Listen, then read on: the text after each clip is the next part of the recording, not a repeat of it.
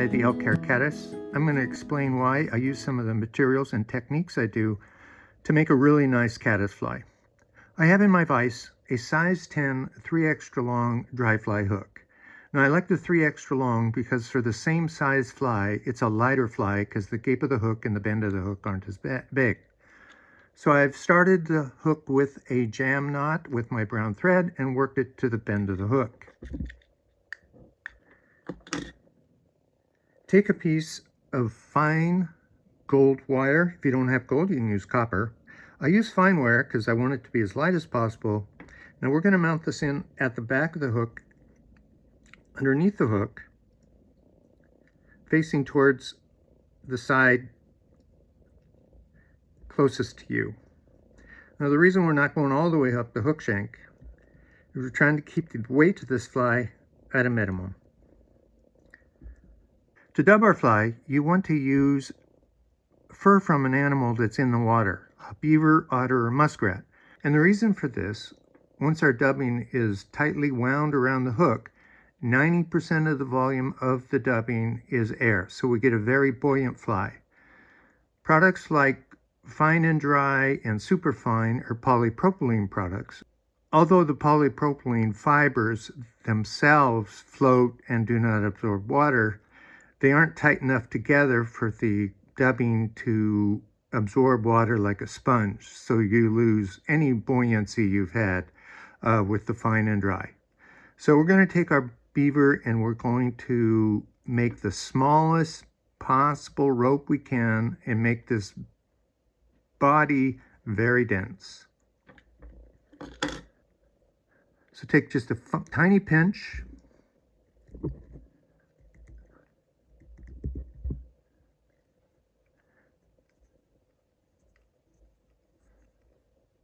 Just like that, and we're going to work our way up with a slightly tapered body.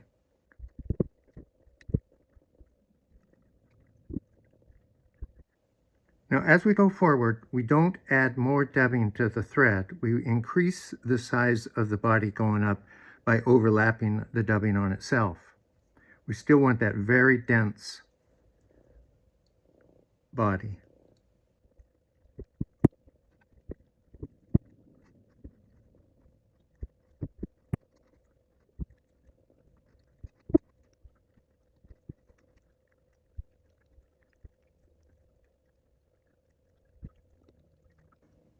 Stop within an eyelet of the eye of the hook, and we'll do a 1/2 inch to save our work.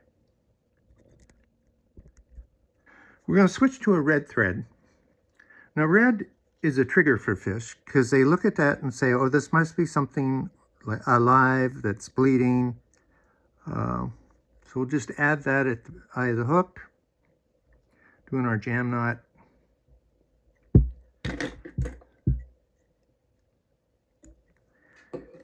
And a lot's going to be going on here, so I'm going to do a 1/2 hitch.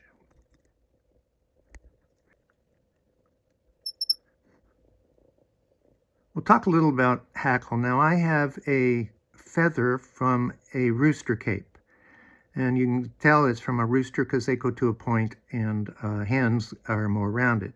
Now on this feather, as you go towards the stem, the fibers get longer.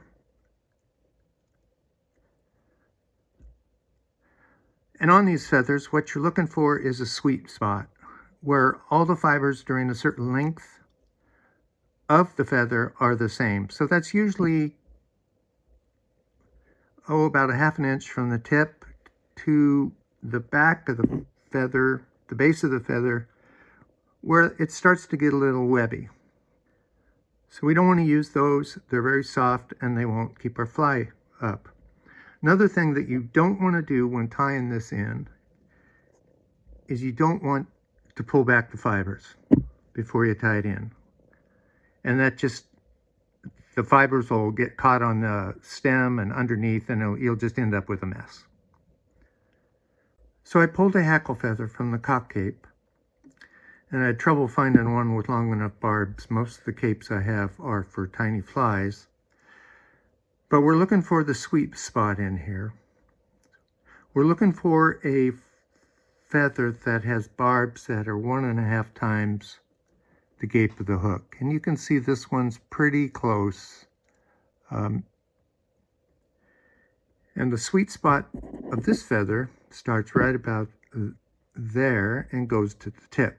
I'm going to prepare this end right here.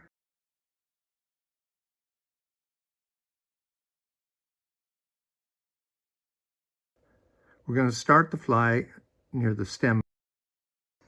We're going to tie this guy in 45 degrees across the top with the shiny side facing forward.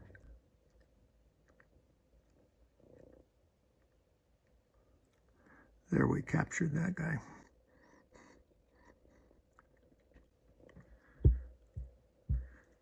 Now we're just going to evenly space turns around the fly.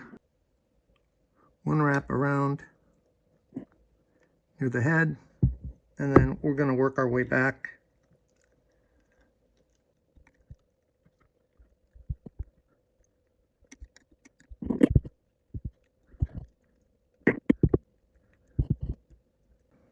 Going to take your wire and wrapping in the same direction, we're going to catch that hackle feather. Now you can release it. And now we're going to work our way up.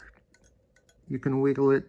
Just try and capture as few fibers as you can.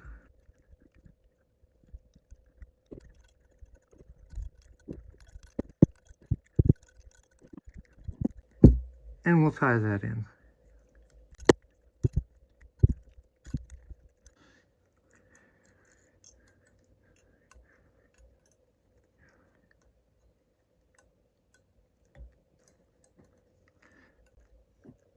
See if we can pull everything back.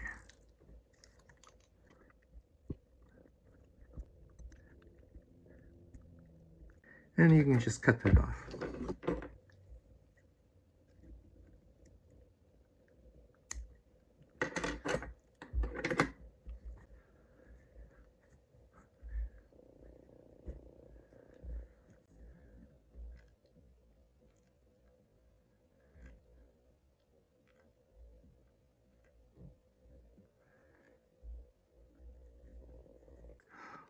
All right, grab a pinch of elk hair. And you want, if you flatten it out, you want the elk hair to be about the gape of the hook. There is a tendency to over-wing these guys. As you can see in the diagram, the wings fold up over the back and don't go over the sides very well. So take your pinch of elk hair, and we're going to stack that. Take your mustache comb, that's what I got here, and comb out the under fur. This will make it a lot easier to stack. Take your group of hairs and then put them in your hair stacker.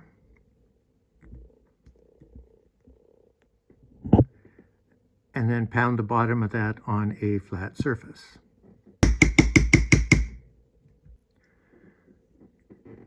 Then take your wing, and the wing comes up over the back, just a little bit longer than the body of the fly. Now pinch that. It'll make our lives easier if we cut off part of this. And we'll take a couple loose wraps.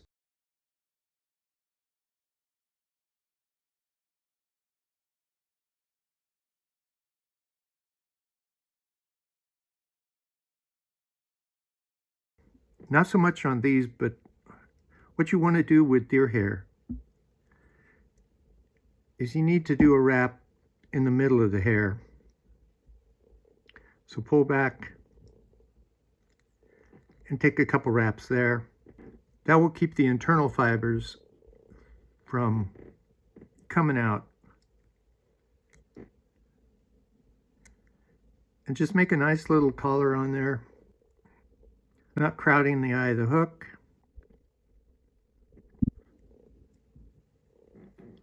Then take your whip finishing tool, and we'll do 5 wraps.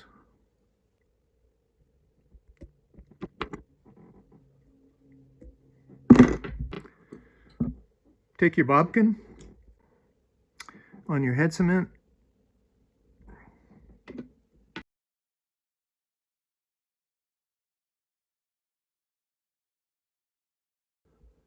A lot of people just cut this off flat. I like to make a little head.